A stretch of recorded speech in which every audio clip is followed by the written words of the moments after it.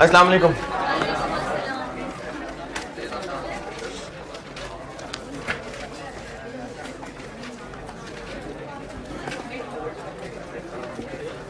दुरूद शरीफ पढ़ लें।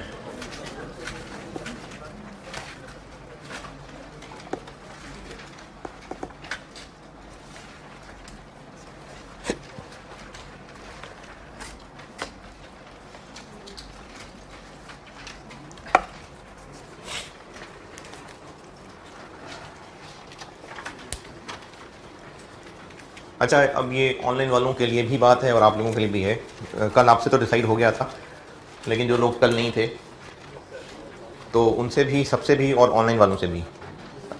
अभी इसमें कोर्स में एक प्लान ये है कि मैंने जाना इंशाल्लाह हज पे, तो आपकी छुट्टियों के हिसाब किताब से तकरीबन कोई 12-13 क्लासेस का एक गैप है। उसका एक हल ये है, और मेरे ख्याल में मेरे लिए वही पॉसिबल बन रहा है, क्योंकि FAR 2 वालों को तो फिज़िकल एक्स्ट्रा पढ़ाना शुरू कर दूंगा कल से। आपके लिए एक हल ये बन रहा है कि एक टॉपिक है इन्वेंट्री मैनेजमेंट।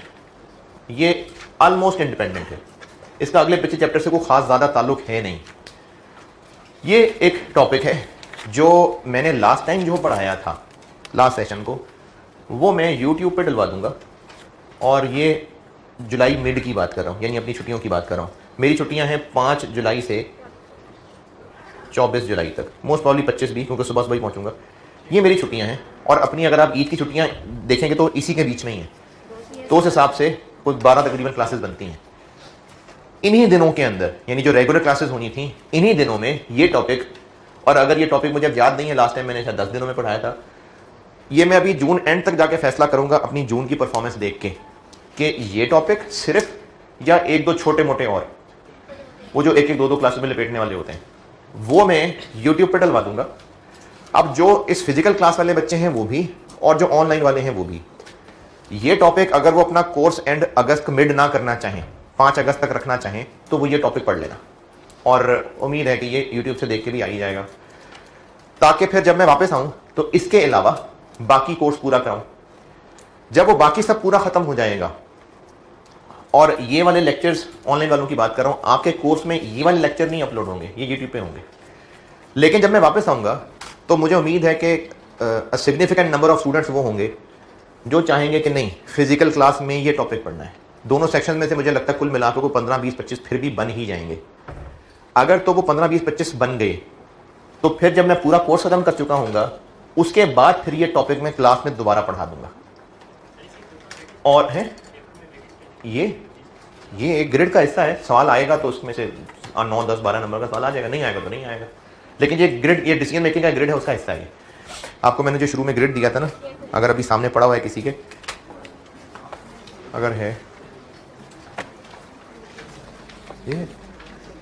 ये ना आखिरी ग्रिड है 30 से 40 नंबर का, ये उसका हिस्सा है। उसमें 4 टॉपिक हैं, 30 से 40 नंबर, यानी 3 सवाल तो आते ही आते हैं। तो उनमें से एक ये भी हो सकता है।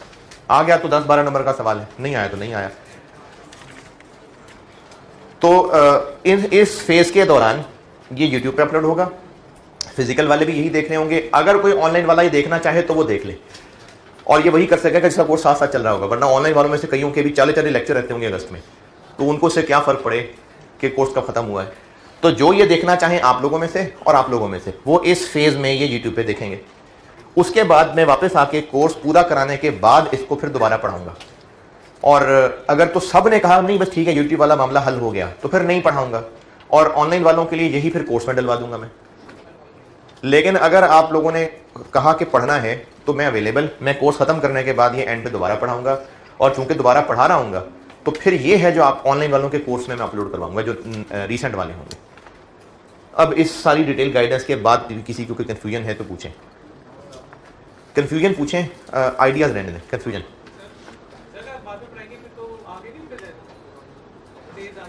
इसीलिए तो ये यूट्यूब पे डलवा रहा हूँ कि जिनको ये मसला है कि वो 5 अगस्त को कोर्स खत्म करके घर जाएं और अपनी प्लानिंग के हिसाब से पढ़ें, तो वो ये वाला लेक्चर यूट्यूब पे ले लेना।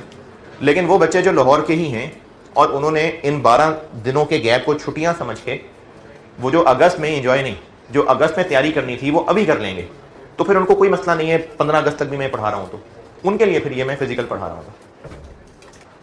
लेकिन अगर दोनों सेक्शन में से कोई भी ना हुआ ये पढ़ने वाला, तो फिर नहीं पढ़ाऊंगा, बस जो यूट्यूब पे चला गया वो चला गया। हैं? नहीं, अगर आप लोगों में से कोई हुआ फिजिकल पढ़ने वाला, ऑनलाइन डालने से क्या बता दें? फिर से यूट्यूब पे? नहीं, ऐसे नहीं होगा। चलो तब देखेंगे, हो सकता है डाल दो। कोई और कंफ्यूजन, परेशानी? चलो डाल देंगे, वो भी यूट्यूब पे डाल हैं। किधर है, कौन है? पहले दिए हैं कभी टेस्ट? वाकई? तो फिर होंगे साथ साथ ही।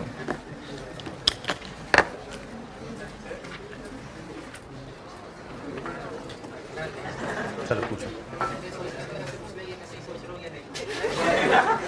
पूछो पूछो।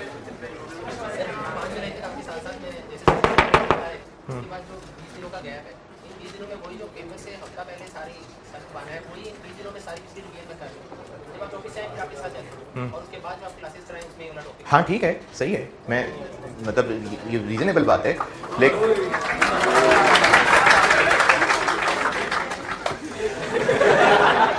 तो ये उन्हीं लोगों के लिए ही फिर मैं कह रहा हूँ ना कि दोबारा पढ़ा दूंगा, जो इस तरह चल रहे होंगे। पढ़ाना है, मेरी ड्यूटी, मैंने पढ़ाना है, इस पे तंग होने वाली क्या बात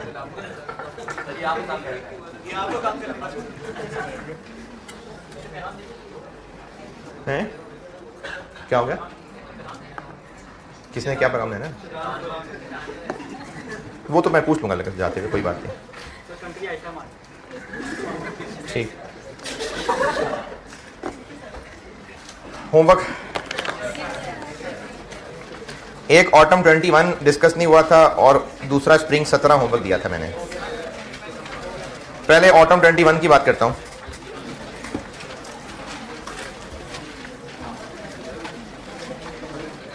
ऑटम 21 में एक इंटरेस्टिंग पॉइंट है, इंस्पेक्टेड यूनिट्स वाला। उसके अलावा बाकी में कोई खास मसला मुझे लगता नहीं है। इंस्पेक्टेड वाला अच्छा पॉइंट है, वो तो बता देता हूं। उसके अलावा आपने कुछ पूछना है तो जरूर पूछिए। ऑटम 21 क्वेश्चन नंबर 4 कर रहा हूं डिस्कस।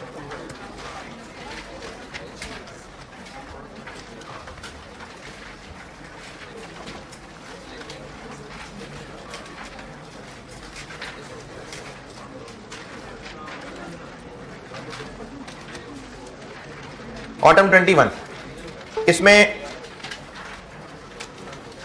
प्रोसेस 2 का प्रोसेस अकाउंट मांगा था और फिगर्स मोस्टली जो गिवन होती हैं वो दी हुई हैं। जैसे ओपनिंग वर्किंग प्रोसेस की क्वांटिटी दी है, उसके यूनिट, उसके रुपए दिए हुए। ट्रांसफर इनके यूनिट्स भी आ गए, उनकी अमाउंट भी आ गई। न्यू मटेरियल के यूनिट्स भी आ गए, इसकी अमाउंट भी आ गई। अच्छा, अब ये प्रोसेस 2 केस 2 का सवाल है, कैसे पता? प्रोसेस 2 केस 2 क्योंकि न्यू मटेरियल ऐड हो रहा है और उसके यूनिट्स हैं, और ये लॉसेस बिफोर न्यू मटेरियल का है कि losses after new material? After. क्यों? क्योंकि न्यू मटेरियल स्टार्ट पे ही ऐड हो जाता है, तो ये लॉसेस आफ्टर न्यू मटेरियल का सवाल है। अब इसमें नॉर्मल लॉस की कैलकुलेशन में जो एतराज हो सकता है वो बता रहा हूँ। ये क्या है बोला? स्विंग 17? हाँ ठीक है। ये जो कल आपको कॉपी नहीं मिल सकती थी होमवर्क, ये उसी की कॉपी रख लें। इंस्पेक्टेड यूनिट समझा रहा हूँ भाई। ओपनिंग वर्क इन प्रोसेस 80% वाले कुछ यूनिट थे और कुछ 40% वाले थे। इंस्पेक्शन स्टेज क्या है? Inspection stage 60%। तो इसलिए इन ओपनिंग में से जो 52-50 हैं ये पिछले महीने इंस्पेक्ट हो गए थे, जो 22-50 हैं ये इस महीने हुए होंगे, तो इनको इंस्पेक्टेड यूनिट्स में लिख लेंगे। और ट्रांसफर इन तो आना ही आना है। न्यू मटेरियल इंस्पेक्शन से पहले आते हैं कि बाद में? पहले। न्यू मटेरियल पहले ना, एट स्टार्ट पे ही आ जाते हैं। एट स्टार्ट यानी महीने के शुरू में नहीं, जब भी मशीन में यूनिट जलेंगे साथ ही उसमें फ्लेवर भी ऐड हो जाएगा, तो ट्रांसफर इन भी आएगा और न्यू मटेरियल भी आएगा। 22,500। अब रहा मसला कि क्लोजिंग के साथ क्या करना है। 5400 इंस्पेक्ट हो गए, इसलिए वो लेस नहीं करने। 3600 इंस्पेक्ट नहीं हुए, इसलिए वो लेस हो जाएंगे। ये होंगे इंस्पेक्टेड यूनिट्स। ये इसमें एक पॉइंट था। अच्छा, इसके अलावा आपने जो पूछना है पूछें। ऑटम 21 जिन लोगों ने भी किया है, और ये बात पहले मैं एक सवाल में डिस्कस करते बता चुका हुआ हूं कि अगर ओपनिंग क्लोजिंग वर्किंग प्रोसेस दो तरह के दो मशीनों में पड़े हुए हैं, तो ईपी के अंदर दोनों की अलग अलग कन्वर्जन की लाइनें आ जाएंगी। ये एक सवाल ऑटम 11 डिस्कस करते हुए बताया था मैंने। फिर भी ईपी और इंस्पेक्टेड यूनिट्स में आपने कुछ पूछना है तो पूछिए। ऑटम 21 में आपकी तरफ से कोई मसला, कोई परेशानी नहीं? हाँ जी,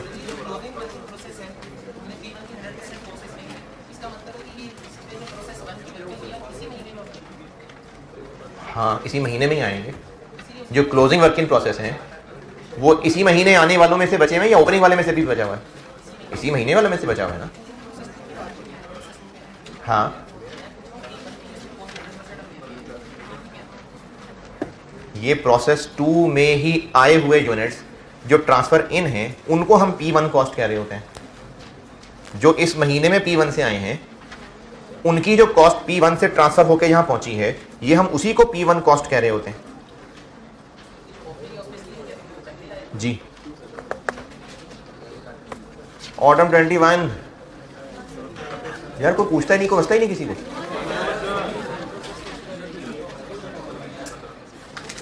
चले ठीक है, कोई मसला नहीं।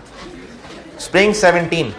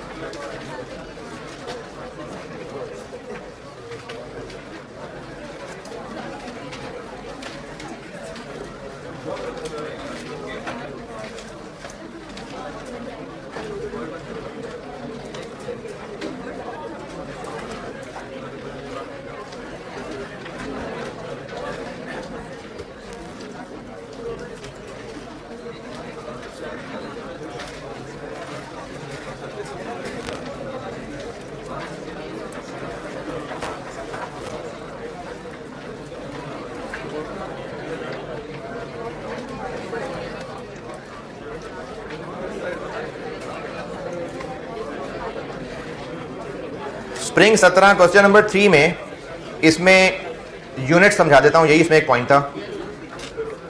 यूनिट्स की कहानी समझा रहा हूं कस्टमर की तरफ से।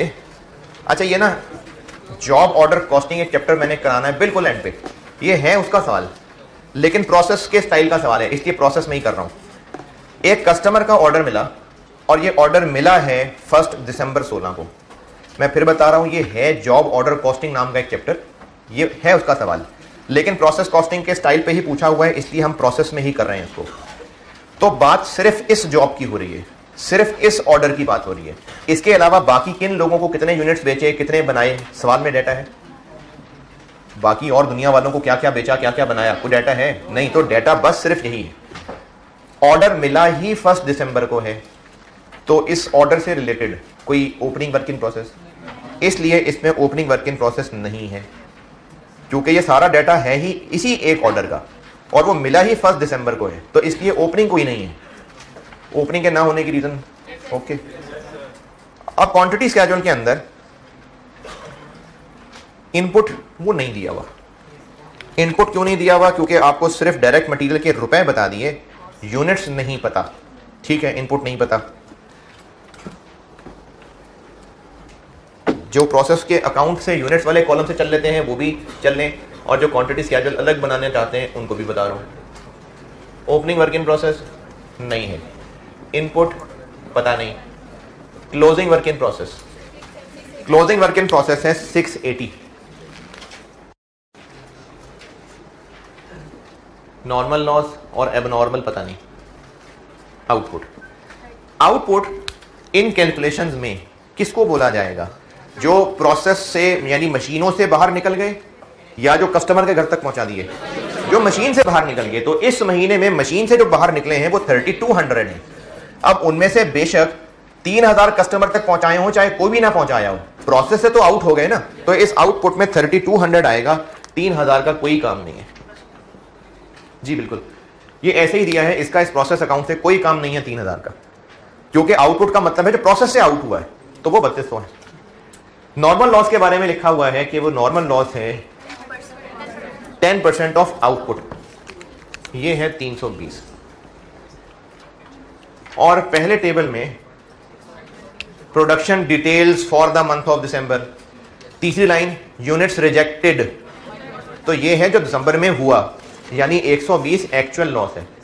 एक्चुअल लॉस 120 है, नॉर्मल लॉस 320 है, तो 200 फिर एबनॉर्मल गेन है। अब यहां से वापस जाके इनपुट निकाल सकते हैं, ये यहां से वापस चले।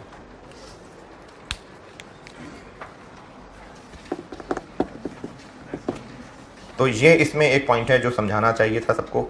इसके अलावा बेटा आपने जो पूछना है पूछें।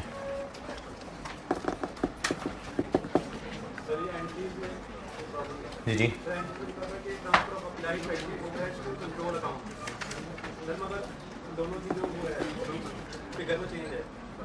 दोबारा बोलें।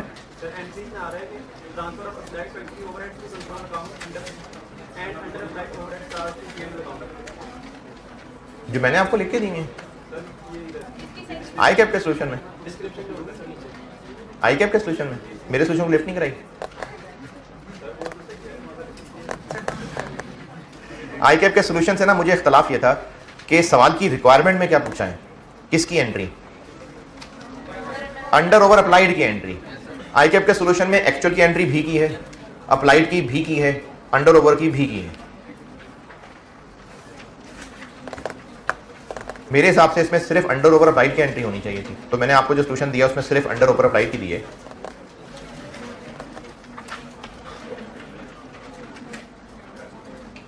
हाँ भाई रिस्पॉन्ड तो करना यार। क्या ये क्या होता है?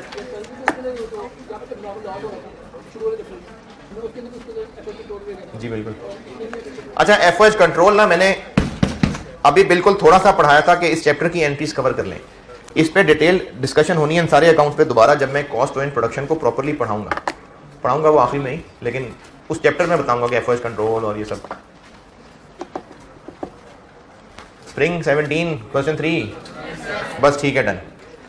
एक सवाल मैं और करा रहा हूं और उसमें एक दो कैलकुलेशंस बड़ी अच्छी हैं इसलिए करा रहा हूं क्योंकि अगर होमवर्क दूंगा और फिर डिस्कस करूंगा तो भी तकरीबन इतना ही टाइम मुझे फिर लग जाना है।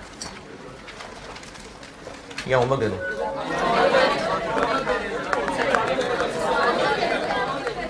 सवाल अच्छा है, खुद करना ट्राई।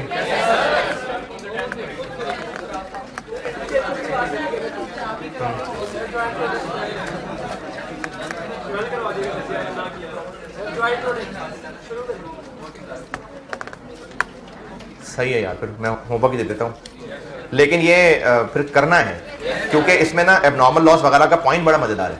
तो अगर आप करना चाहते हैं बहुत अच्छी बात है, शाबाश जरूर करें। मैं फिर इसका सोल्यूशन आपको दे देता हूँ। आई कैप के सोल्यूशन से मुझे कोई इख्तलाफ नहीं है, बस वैसे ही जिस पैटर्न से सिखाया है उस पैटर्न पे बना के सोल्यूशन दे रहा हूँ, वरना आई कैप का बिल्कुल ठीक है। बताता हूँ ठहरे, मैं वो फिर टीए को भेज दूँ ना ताकि आपको वो उसका सोल्यूशन दे दे। नहीं सोल्यूशन देखे बगैर ही करिएगा, लेकिन करने के बाद भी तो तसल्ली हो ना कि क्या किया है। मैं आपको सोल्यूशन की कॉपी का भिजवा देता हूँ।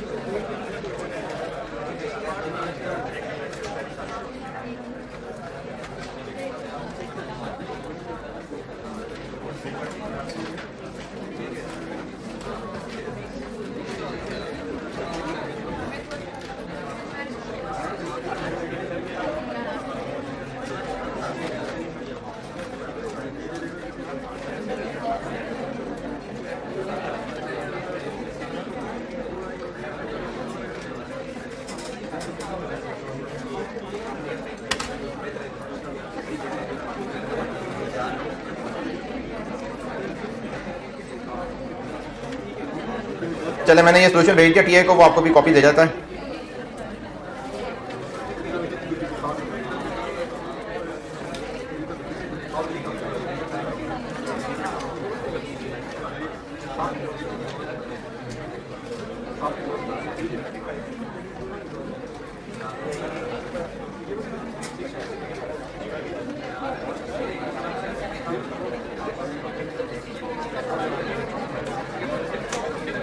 अभी मिड में, जून में इंशाल्लाह।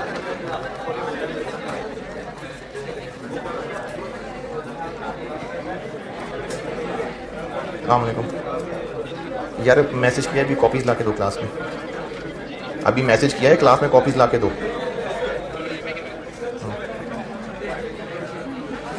अच्छा, सवाल है स्प्रिंग 19 क्वेश्चन नंबर 1। इसमें लॉस की भी अच्छी कैलकुलेशन है और उसी की वजह से ये अच्छा सवाल है।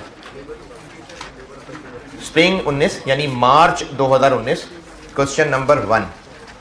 वो टीएस वाले ग्रुप में मैंने एक फाइल भेजी है अभी, आपको कह रहा हूँ, टीएस वाले ग्रुप में एक फाइल भेजी है अभी सोल्यूशन, वो कॉपी करा के ला दो।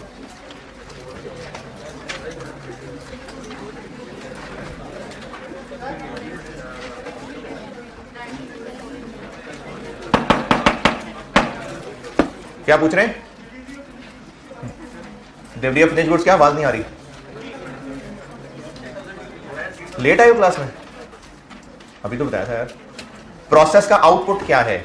जो प्रोसेस से मुकम्मल होकर बाहर निकल गई चीजें या जो कस्टमर के घर तक पहुंचा दी हैं, आउटपुट किसको कहेंगे? जो प्रोसेस से बाहर आ गई ना, तो वो 3200 है। अब चाहे उनमें से सारी की सारी कस्टमर को पहुंचा दी हो, चाहे कोई भी कस्टमर तक ना पहुंचाई हो, वो तो फिनिश गुड स्टोर का मसला है ना। प्रोसेस से तो हो गई आउट सारी, तो इसलिए 32 आएगा, 3000 का कुछ भी नहीं करेंगे।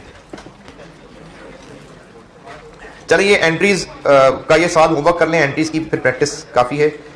और इससे पहले कोई 2-3 सवाल ऐसे थे होमवर्क जिनमें कुछ एंट्रीज भी रिक्वायर्ड थी, तो वो तो अंडरस्टूड है होमवर्क, वो तो कभी ना कभी है ही है। जो पहले पुराने किए हुए सवाल हैं जिनमें मैंने एंट्रीज का पार्ट तब नहीं किया था डिस्कस, वो है, वो हस्बे तौफीक है। स्प्रिंग 19 क्वेश्चन नंबर 1 होमवर्क दिया है अभी, और इसका सोल्यूशन आपको भी मिल जाता है, और ऑनलाइन में मैं वो कोर्स में रख दूंगा सोल्यूशन। बस ये एंट्रीज वाला पोर्शन काफी है। अब आते हैं इस चैप्टर के आखिरी हिस्से पे, और ये इस दफा काफी इंपॉर्टेंट है। ये जो अब पढ़ाने लगा हूं ये काफी इंपॉर्टेंट है, क्योंकि आया नहीं है कोई 3 अटेम्प्ट से।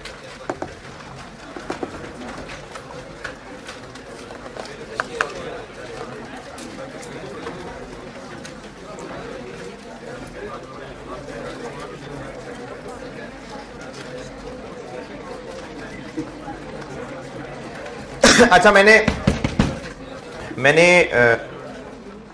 स्प्रिंग 22 भी कर लिया डिस्कस, होमवर्क दे दिया, ऑटम 21 भी हो गया। स्प्रिंग 21 एक आसान सा सवाल है, हस्बे तौफीक है, कभी किसी ने करना हो तो, क्योंकि मैं आपको मेजॉरिटी पास पेपर सब क्लास वर्क होमवर्क कर रहा होता हूँ, लेकिन उसके अलावा भी जो हैं अच्छे करना चाहें, जो करना चाहे कर ले। स्प्रिंग 21 क्वेश्चन 1 ये एक आसान सा क्वेश्चन है, और ये पहला ही क्वेश्चन था पेपर का, तो बच्चे खुश हो गए थे क्वेश्चन देख के। ये कभी किसी ने करना हो तो मर्जी है कर लेना। Spring 21 question 1। फिर ऑटम 20 में ये वेरिएंस से मिक्स हुआ था, स्प्रिंग 20 जॉइंट प्रोडक्ट्स है, ऑटम 19 भी ये शायद किसी से मिक्स हुआ था। स्प्रिंग 19 अभी दे दिया, ऑटम 18 मार्जिनल एब्जॉर्प्शन है, स्प्रिंग 18, ऑटम 17, स्प्रिंग 17 है, स्प्रिंग 17 भी हो गया डिस्कस, ऑटम 16 भी डिस्कस हो गया, स्प्रिंग 16 में ये शायद नहीं था, ऑटम 15 मैंने करवाना है, स्प्रिंग 15 भी डिस्कस हो गया, ऑटम 14 भी डिस्कस हो गया, बस मेजॉरिटी पास पेपर्स हो गए। तो स्प्रिंग 21 से कहा है मैंने क्वेश्चन 1, ये हस्बे तौफीक किसी ने करना हो तो बेशक कर लें, आसान सवाल था। अभी जो ऑफिशियली होमवर्क दिया है आज का वो स्प्रिंग 19 क्वेश्चन 1 है, जो कल करूंगा इंशाल्लाह डिस्कस, लेकिन आपने ट्राई पूरी की हो उसकी। और वैसे कहा है कि स्प्रिंग 21 क्वेश्चन 1 भी कोई करना चाहे तो वो कर लीजिएगा बेशक, वो आसान सा सवाल था। इस चैप्टर का तीसरा हिस्सा, और जो आईकेएफ की बुक के हिसाब से बात करें तो इसका उन्होंने चैप्टर ही अलग बांट दिया, वो है joint products and by products. और ये कोई बिल्कुल नई चीज नहीं है, जो अब तक की मेहनत की है वहां तक तो पहुंचेंगे ही, उसके बाद कुछ और होगा आगे। इनमें से पहले जॉइंट प्रोडक्ट्स करता हूं डिस्कस। पहले जॉइंट प्रोडक्ट की करते हैं बात।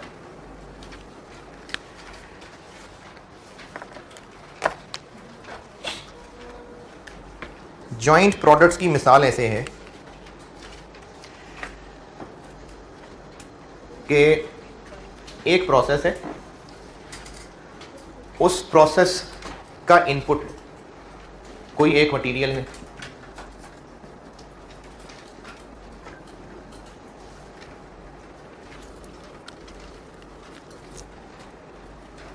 चलें रॉ मिल्क है। इस प्रोसेस से, अच्छा वैसे प्रैक्टिकली क्या कितने प्रोसेस से टूटता है ना मुझे पता ना आपको पता, तो मैं भी मिसाल बना लेते हैं। इस प्रोसेस का जो आउटपुट है, एक तो वो प्रोसेस्ड मिल्क होगा जो डब्बों में बंद करके मिल्क के तौर पे ही बिकेगा, फिर इसी कच्चे दूध से मलाई भी निकलनी है और वो एक अलहदा प्रोडक्ट के तौर पे बिकेगी, हैं? और क्या कर लें, दही निकाल लें, चलें दही भी इसी से बना लेते हैं, नहीं चाय नहीं बनाएंगे इससे, बटर। चलो ये दो काफी हैं, जो बात समझा रहा हूं वो इन दो में समझ आ जाएगी। इस प्रोसेस में इनपुट एक ही चीज थी, लेकिन जब आउटपुट हुआ है तो वो दो अलग अलग तरह के प्रोडक्ट्स बन गए। ये दोनों चूंकि एक ही प्रोसेस से निकले हैं और एक ही कॉमन मटेरियल से बने हैं, इसलिए इनको जॉइंट प्रोडक्ट्स कहते हैं।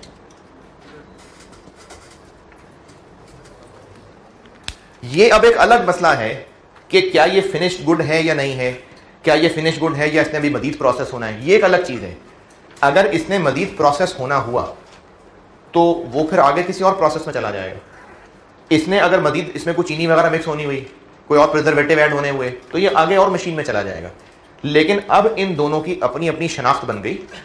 हो सकता है कि इसने आगे मजीद प्रोसेस होना हो तो वो प्रोसेस 2 में चला जाए, इसने मजीद प्रोसेस होना हो वो प्रोसेस 3 में चला जाए।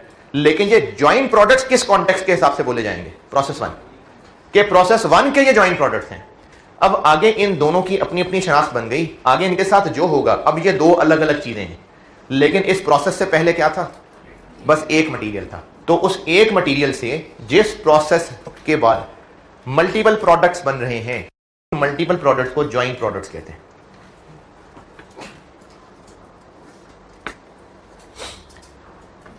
ये जॉइंट प्रोडक्ट्स हैं और इनको प्रोडक्ट इसलिए कह रहे हैं कि ये भी एज अ प्रोडक्ट सेल होता है और ये भी एज अ प्रोडक्ट सेल होता है, इसलिए जॉइंट प्रोडक्ट्स हैं।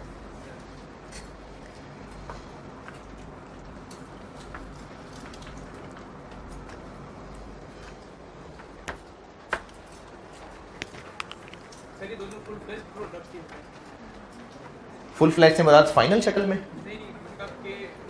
यानी मेन प्रोडक्ट हैं। हाँ, दोनों मेन प्रोडक्ट हैं, मार्केट में बिकते हैं एज अ प्रोडक्ट, बिजनेस है। यानी जिस बिजनेस ने ये दोनों बनाने होंगे, ये दोनों ही वो बनाया करते हैं, उनके प्रोडक्ट्स हैं। वरना अभी पढ़ाऊंगा तो कल, लेकिन अभी वैसी ज़मीनी बात आगे तो बता रहा हूं।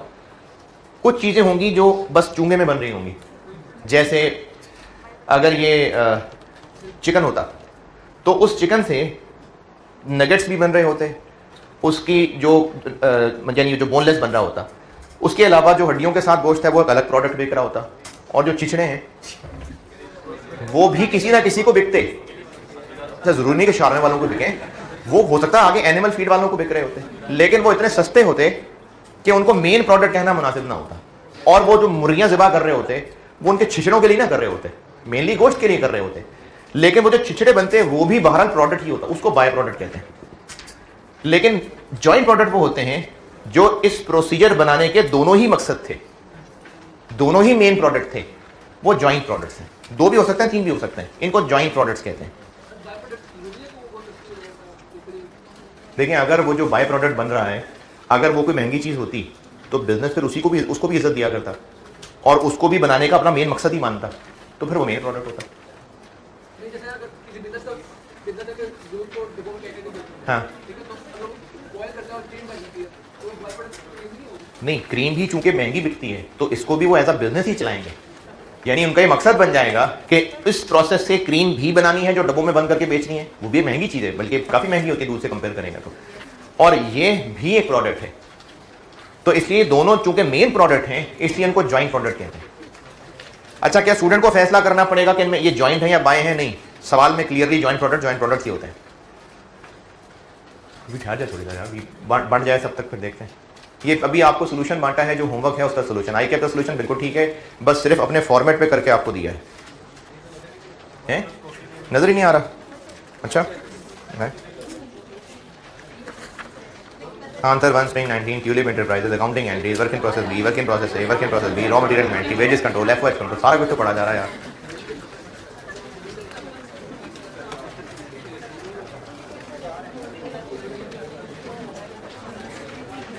Joint product concept okay?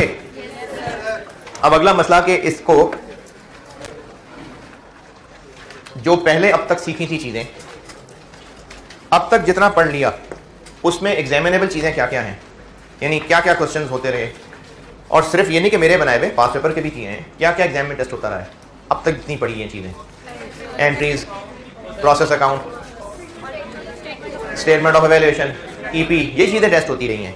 तो जॉइंट प्रोडक्ट भी चूंकि बहरहाल प्रोसेस कॉस्टिंग का ही हिस्सा है, तो जो अब तक पढ़ा था वो सब वैसे ही रिक्वायरमेंट में हो सकता है, लेकिन मैं सिखाने ये लगा हूं कि जॉइंट प्रोडक्ट्स के होने से उन सब में क्या फर्क पड़ने लगा, ये बताने लगा हूं। अब जॉइंट प्रोडक्ट्स जो है ना वो भी है प्रोसेस कॉस्टिंग, लेकिन इनके हवाले से जो एग्जाम में टेस्ट होगा वो रिक्वायरमेंट मोस्ट प्रॉब्ली वही होंगी। स्टेटमेंट ऑफ एवेल्यूएशन पूछी हो सकती है, डबल एंट्रीज पूछ लेंगे, टी अकाउंट पूछ लेंगे, या एक दो और चीजें भी पूछ सकते हैं। तो है सब वही जो पहले सीखा। उस पहले सीखे हुए में इसके आ जाने से क्या फर्क पड़ने लगा है, अभी मैं ये सिखाने लगा। ठीक है, जो पहले सब सीखा है वही रिक्वायरमेंट, अगर जॉइंट प्रोडक्ट के सवाल में हो तो फिर जो सीखा था उसमें मजीद क्या करना पड़ेगा, ये बात बताने लगा। उसमें सबसे पहली चीज ये बता रहा हूं कि जो हम पहले सीखे हुए में से कॉस्ट ऑफ कंप्लीटेड यूनिट्स निकाला करते थे, तो इनकी भी फिर हमें कॉस्ट ऑफ कंप्लीटेड यूनिट्स तो पता चलनी चाहिए, क्योंकि इन्होंने अब अगले प्रोसेस में जाना है, या अगर यही फिनिश्ड बन गए तो पता तो चले कि ये हमें कॉस्ट कितना कर रहा है, तभी तो सेल प्राइस निकलेगी। तो अब पहले सीखे में से जो सबसे पहली चीज सिखाने लगा हूं वो सिखाने लगा हूं कि इन दोनों की कॉस्ट ऑफ कंप्लीटेड यूनिट्स हम कैसे निकालेंगे। सबसे पहले ये चीज सिखाने लगा, बाकी चीजें फिर उसके बाद सिल लेंगे।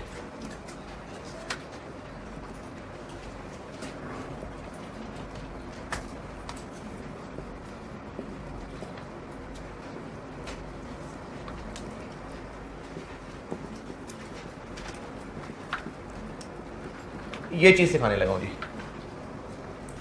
बाकी रिक्वायरमेंट फिर इसी से ही आगे बढ़ेंगी। और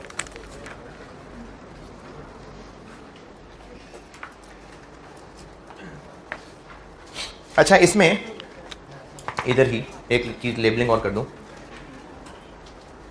ये 20,000 किलो था और closing work in process 2000 kg कर लेते हैं, लॉस 500 kg, ओपनिंग नहीं था कुछ, तो ये कितना होगा? आउटपुट क्या बना? 17,500।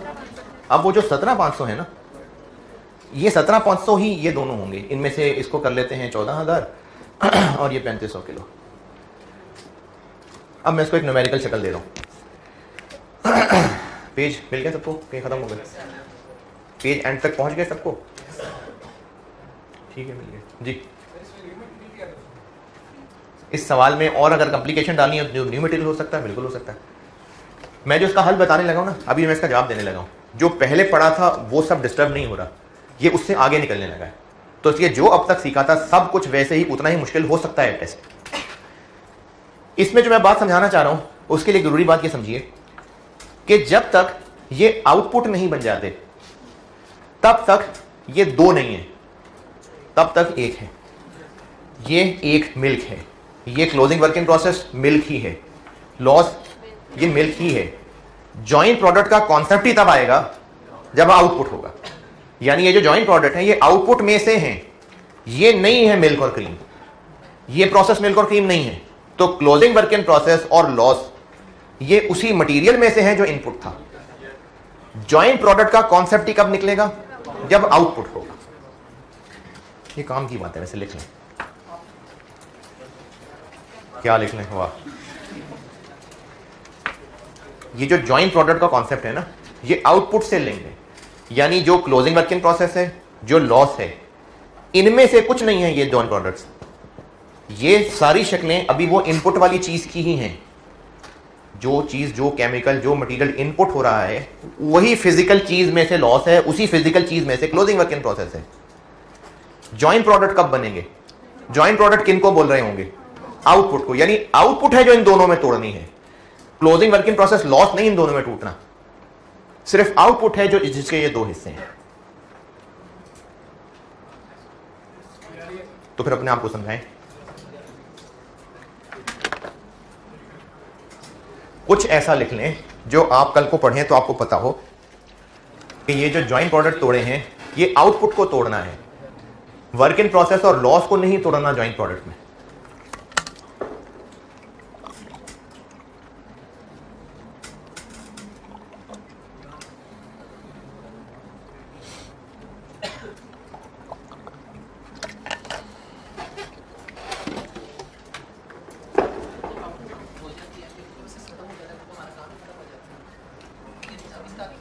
क्या क्या?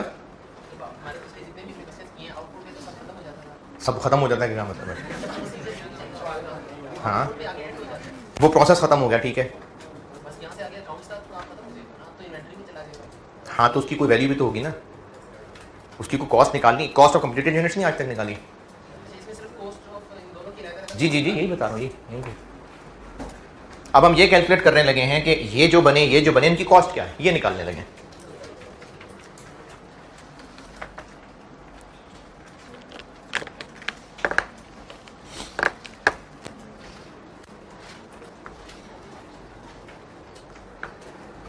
कुछ अपने आप को समझाने के लिए लिखना था, आपने समझा लिया, सब समझ गए।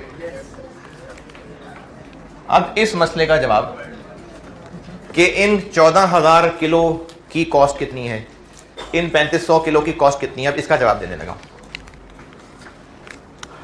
तो इसका जवाब ये है कि पहले हम लोग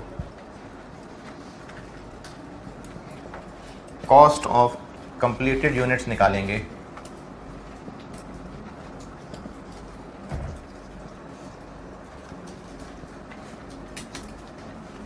जो पहले सीखा।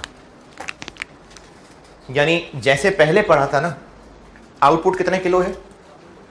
आउटपुट कितने किलो है? 17,500। तो जो पहले सीखा था, वेटेड एवरेज मेथड है, तो इस 17,500 को into per unit cost, FIFO है तो 3-4 लाइनें मिलके जो अब तक सीखा था, यानी अगर ये पहले पढ़े हुए में से होता तो आउटपुट 17,500 लिखा होता। जो अब तक सीखा था अगर वही होता तो ये ना लिखा होता, आउटपुट 17,500 होता। तब जो हम 17,500 की कॉस्ट निकालते तो पहले तो हम वही करेंगे, यानी जितना आज तक सीखा है स्टेटमेंट ऑफ इवैल्यूएशन की line cost of completed units, पहले तो हम वही कैलकुलेट करेंगे। जब वो टोटल कॉस्ट कैलकुलेट हो जाएगी तो फिर उस कॉस्ट को इन दोनों में बांटेंगे, और वो किसी ना किसी की रेशो में बांट रहे होंगे।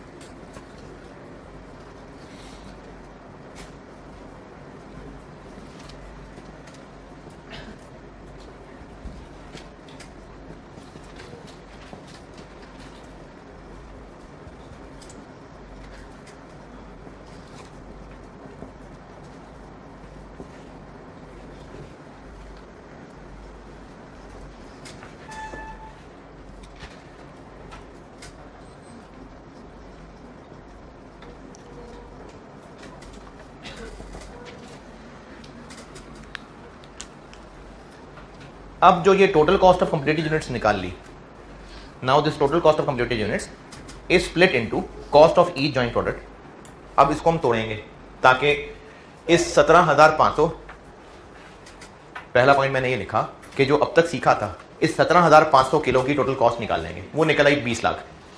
अब हमने उस 20 लाख को इन दोनों में बांटना है, उसमें से हो सकता है 20 लाख में से 13 लाख ये हो, 7 लाख ये हो। अब वो 20 में से 13 और 7 कैसे बनाना है, किसी रेशो में बांटना है, उसके लिए 2 तरीके चलते हैं, वो मैं अब यहां लिखूंगा। किसकी रेशो में बांटना है, इसके लिए 2 तरीके चलते हैं, वो 2 मैं यहां लिखूंगा इसके नीचे। यहां तक की बात दोबारा, पहले हम लोग कॉस्ट ऑफ कंप्लीटेड यूनिट्स, यानी इन दोनों को पूरा एक ही मानते हुए इसकी कॉस्ट निकालेंगे, क्योंकि ये आउटपुट के टुकड़े हैं ना। तो जैसे हम आउटपुट की कॉस्ट निकालते हैं पहले वैसे करेंगे। जब एक बार टोटल कॉस्ट निकल आई, उसके बाद उसको दोनों में तोड़ेंगे, और 2 में तोड़ना है, अच्छा 2 नहीं 3 4 भी हो सकते हैं सवाल में। जब उनमें तोड़ना है तो किसी रेशो में बांटना होगा। 2 तरह की रेशोज हैं जिनमें बांटा जाता है। अब वो दोनों एक एक करके बताता हूं, इसी से आगे चलाऊं। In one of the following ratios, एक तरीका होता है इन यूनिट्स की क्वांटिटी की रेशो में बांटना।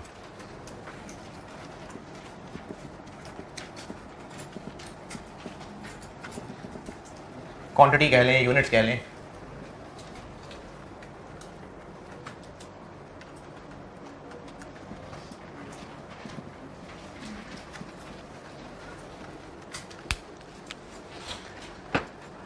यानी अगर इसका आंसर 20 लाख रुपए आ गया, तो अब उस 20 लाख को कैसे बांटें? 14,000 और 3,500 की रेशो में, इनकी क्वांटिटी की रेशो में बांट दें। 14,000 और 3,500 की रेशो में बांट दें, यानी 20 lakh divided by 17,500 into 14,000, 20 lakh divided by 17,500 into 3,500। तो एक तरीका है कि इनकी क्वांटिटीज की रेशो में बांट दें, लेकिन ये इतना अच्छा तरीका नहीं है। दूसरा तरीका ये अच्छा है, और एग्जाम में आपको अगर नहीं कहा कि इनमें से कौन सा तरीका लगना है और डेटा दोनों का है, तो बाय डिफॉल्ट ये है।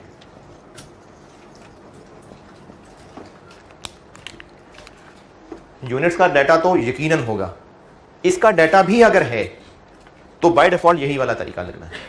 लेकिन अगर सवाल में कह दिया कि इस रेशो में बांटना, तो फिर इस रेशो में बांटना है।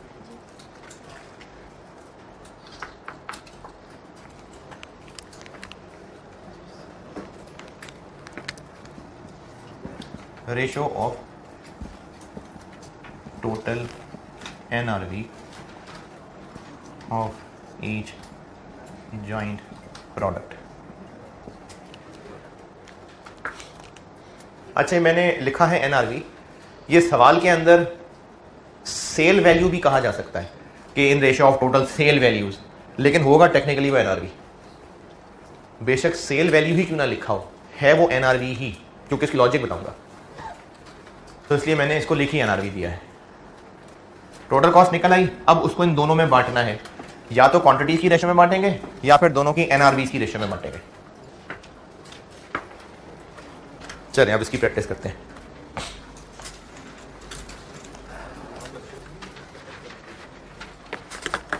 सवाल लिखें, कर लें, इसको नोट कर लें पहले, फिर सवाल बताता हूं।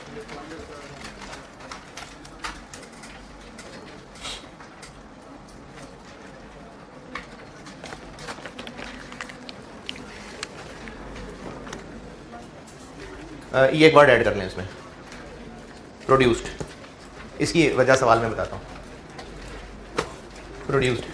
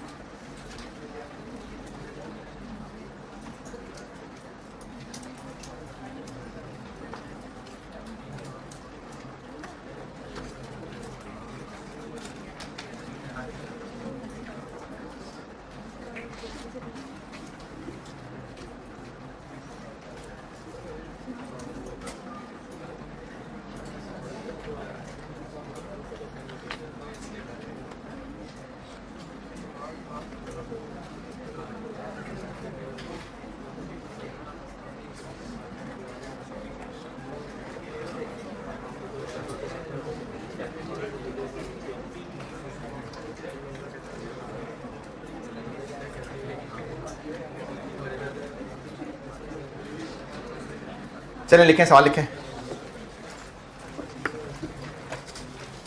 आउटपुट है, आउटपुट बता रहा हूं।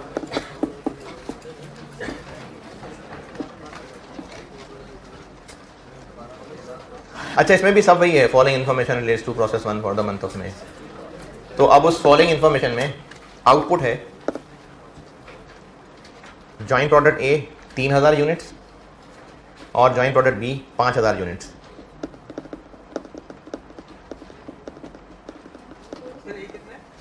$3,000 और बी 5,000।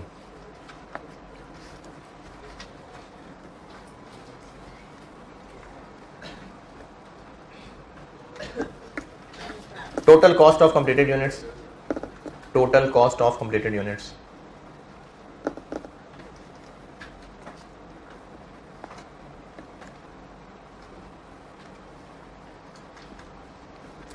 $1.6 मिलियन, यानी 16 लाख।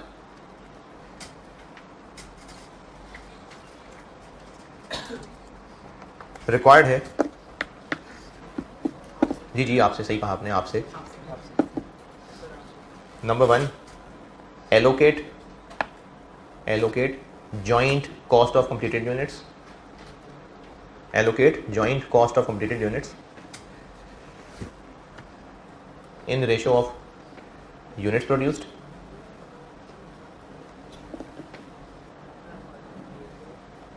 रिक्वायरमेंट बता रहा हूँ, allocate joint cost of completed units in ratio of units produced। और दूसरी रिक्वायरमेंट है calculate cost per unit of each product। पहले तो 16 लाख को दोनों में बांटेंगे, फिर पर यूनिट कैसे निकालेंगे, उनके हर एक के यूनिट से डिवाइड कर लेंगे। करें, पहले तो 16 लाख को बांटें रेशो में, उसके बाद जब हर एक का टुकड़ा आ जाए तो उसको पर यूनिट कर लें।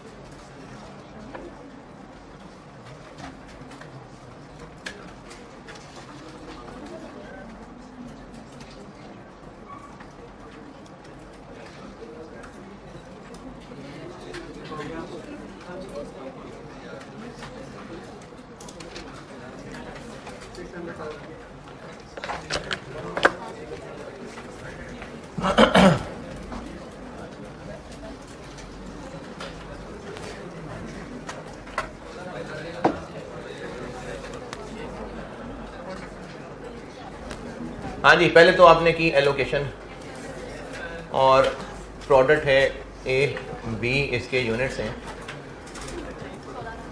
यूनिट्स का बोले 3000 और 5000, और इसको अब हम एलोकेट कर लेंगे 16 लाख को 3/8 और 16 लाख को 5/8, 6 लाख और 1 मिलियन। कोई एतराज़, परेशानी, मुश्किल? शर्म आनी चाहिए थी वैसे अगर इसमें मुश्किल होती तो।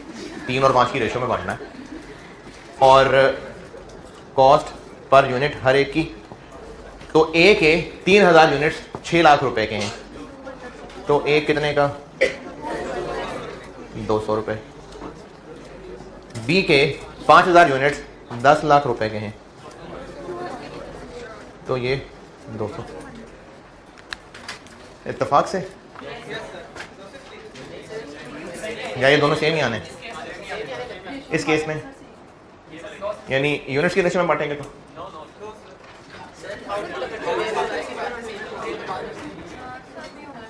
मैंने यूनिट्स की रेशियो में बांटा है, तो क्या इसमें ये इस सवाल में इत्तेफाक से सेम आ गया, या यूनिट्स की रेशियो में बांटेंगे तो सेम ही आएगा?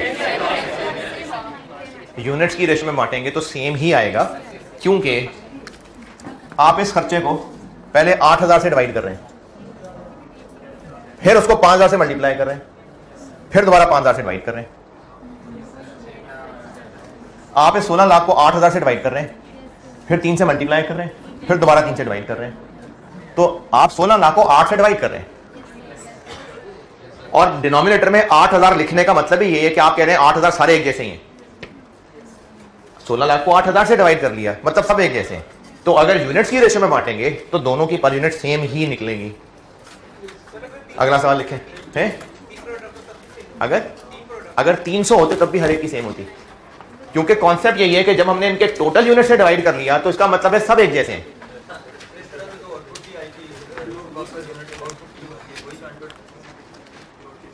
बिल्कुल, वो भी 200 ही होगी, ऐसे ही। ये स्टूडेंट ने कभी सवाल पूछा है और मैंने इसका जवाब दिया है। ये सवाल सबके सामने आएगा जब इसका एक कंप्लीट सवाल सामने आएगा, फिर मैं बताऊंगा इसने क्या पूछा था। नोटेड? अगला सवाल लिखें, यूनिट्स और 16 लाख सेम लिख लें, आउटपुट यही लिख लें, और कॉस्ट भी 16 लाख है, इतना सेम लिखें। आगे बताता हूँ। यूनिट्स यही वाले हैं 3000 5000, और टोटल कॉस्ट ऑफ कंप्लीटेड भी 16 लाख ही है।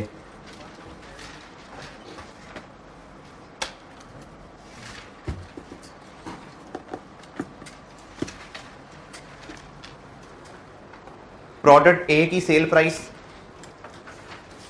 300 रुपए पर यूनिट है, ₹300 per unit.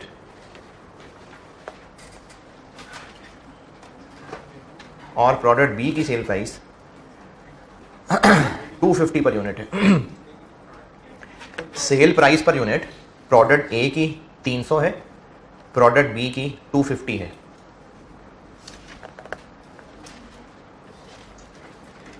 Cost to cell बेचेंगे तो खर्चा करना पड़ेगा। ए का 10 रुपए और बी 5 रुपए। सेल प्राइस बताई है मैंने ए की 300 और बी की 250। कॉस्ट टू सेल बताई है ए की 10 रुपए और बी की 5 रुपए। जी, per unit. Requirement number 1, allocation of joint cost in ratio of total sale value भी लिखा होता, अगर यानी अगर मैं टोटल सेल वैल्यू बताऊं तो भी वो एनआरवी ही है, तो इसलिए इन रेशियो ऑफ टोटल एनआरवी। और रिक्वायरमेंट 2 वही है, क्या? Cost per unit of each product. अच्छा, अब इसकी लॉजिक समझें। ये जो अभी सामने किया है, यानी यूनिट्स की रेशियो में बांटना, ये लॉजिकली ठीक नहीं है, इसलिए ये इंसाफ नहीं है, क्योंकि इस रेशियो में बांटने का एंड रिजल्ट क्या निकल रहा है? सेम। यानी हम ये कह रहे हैं कि जितना खर्चा आया ए और बी सब एक जैसा ही है, मतलब ए भी हमारे लिए उतना ही कॉस्ट कर रहा है जितना बी कॉस्ट कर रहा है। ये इंसाफ इसलिए नहीं है क्योंकि हो सकता है ए महंगा बिकता हो, बी सस्ता बिकता हो। यानी ए हो सकता है 800 रुपए का बिकता हो, बी 225 रुपए का बिकता हो। तो फिर ये इंसाफ नहीं है कि दोनों की कॉस्ट 200 रख लें।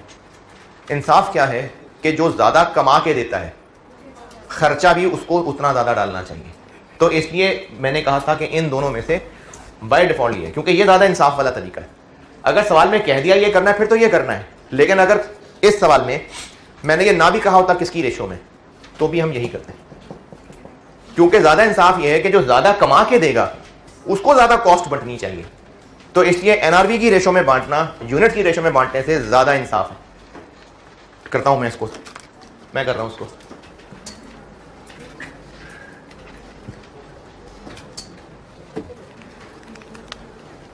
Total NRV.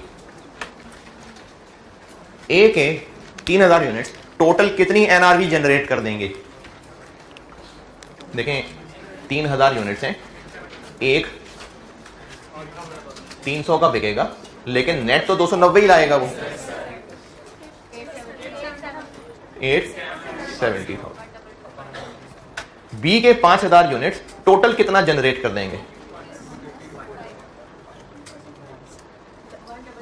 122,500। तो ज्यादा लॉजिकल बात यह है कि जो ज्यादा रेवेन्यू जनरेट करके देंगे फिर 16 लाख का ज्यादा हिस्सा उनको जाना चाहिए, इसलिए अब हम 16 लाख को इस रेशो में बांटेंगे। 16 लाख डिवाइडेड बाय 2095 और मल्टीप्लाई बाय 870। 16 लाख इंटू ये 16 लाख को इसकी रेशो में बांटना है। अच्छा, इसकी रेशो में क्यों बांटें? 290 और 245 की रेशो में क्यों ना बांट दें? दोबारा सुने 290 245 में पर यूनिट एनआरवी। मैंने कहा लॉजिकली ये ज्यादा बेहतर है कि जो ज्यादा कमा के देगा उसको ज्यादा हिस्सा बढ़ना चाहिए। तो 16 लाख को इसकी रेशो में बांट दें या इनकी रेशो में बांटें? ये करना इसलिए इतना अच्छा नहीं है क्योंकि बेशक बज़ाहिर लग रहा है कि ये ज्यादा महंगा बिक रहा है, लेकिन क्या पता ये बनते ही 10 यूनिट्स हो और ये 2000 यूनिट्स बन जाते हो। तो हम बांट किसको रहे हैं? टोटल 16 लाख को। तो फिर बांटेंगे भी इस रेशो में कि कौन टोटल कितना कमा के देगा, ताकि जिसके जितने ज्यादा यूनिट्स हैं उनकी भी वेटेज कवर हो। ऐसा करने से यूनिट्स की वेटेज कवर नहीं हो पा रही। यूनिट की वेटेज कवर होने से मुराद ये है कि अगर 290 और 245 को देखेंगे सिर्फ, तो ज्यादा कौन कमा रहा है? ए, जबकि ए के थोड़े यूनिट हैं, बी के तो उसके डबल के करीब हैं, तो टोटल तो ज्यादा बी कमा के देगा। ये देखिए, तो इसलिए इस रेशो में नहीं, इस रेशो में। इसलिए कहा था कि in ratio of total NRV. अच्छा, वो जो मैंने वर्ड वहां प्रोड्यूस लिखा है उसकी क्या सिग्निफिकेंस है? अगर इस महीने में ए सारा बेच दिया होता, बी अभी सिर्फ 500 यूनिट्स बेच सके होते, तो जितने एक्चुअली बेचे हैं वो यहां लूं मैं। मेरी बात दोबारा सुने, 3000 ए बनाए और सारे के सारे 3 बेच दिए होते। बी बनाए 5000 हैं लेकिन बेचे अभी सिर्फ 500 होते, तो मैं यहां 3000 और यहां 500 लेता, क्योंकि बिके सिर्फ 500। फिर पूरे 5 क्यों? क्योंकि हम 16 लाख को बांट रहे हैं, तो 16 लाख जिन पे आया है वो 3000 और 5000 है। अभी नहीं बिके, कल बिक जाएंगे, कमा के तो टोटल देंगे ना। इसलिए मैंने यहां पर वर्ड प्रोड्यूस्ड ऐड करवाया था कि हो सकता है सवाल के अंदर आपको यूनिट सोल्ड भी दे दिए जाते, लेकिन हमने फिर भी रेशो किसके हिसाब से लेनी है? यूनिट्स प्रोड्यूस्ड की। तो अब जब इसको बांटेंगे, ये इधर ज्यादा कोने में आ जाएगा, इधर आंसर नजर ना आए शायद। इसका आंसर क्या? 66 66 44 39 और इसका आंसर 9। ये रिक्वायरमेंट 1 का आंसर और रिक्वायरमेंट 2 का आंसर 3000 और 5000।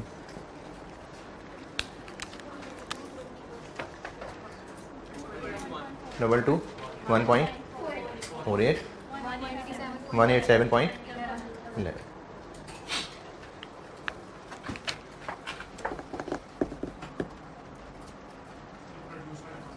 है जी, हम ये जो सारा काम कर रहे हैं हम किसको बांटने लगे हैं? 16 लाख जो प्रोडक्शन की कॉस्ट है। तो जब प्रोडक्शन की कॉस्ट को बांटना है तो हमने यूनिट्स प्रोड्यूस्ड इस्तेमाल करने हैं कि यूनिट सोल्ड? प्रोड्यूस्ड। तो यहाँ प्रोड्यूस्ड ही इस्तेमाल करने। मैंने कहा था अगर सवाल में कहा होता कि बने 5000 हैं लेकिन इनमें से इस महीने बिके सिर्फ 500 हैं, फिर भी हम यहाँ 5000 ही लेते, क्योंकि बाकी 4500 तो बिक ही जाएंगे ना, फिर भी कल को तो बिक ही जाएंगे। अभी हम उनकी प्रोडक्शन कॉस्ट बांट रहे हैं, इसलिए यूनिट्स भी प्रोडक्शन वाले लेने हैं।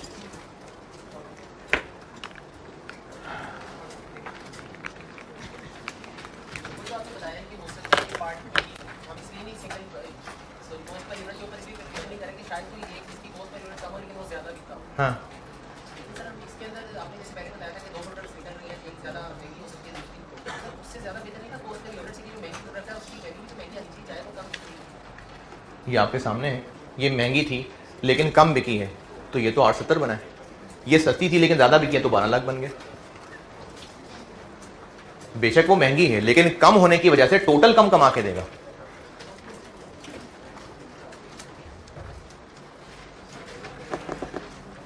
चलें, इसका एक तीसरा सवाल भी है लेकिन चलें फिर वो कल करता हूँ मैं।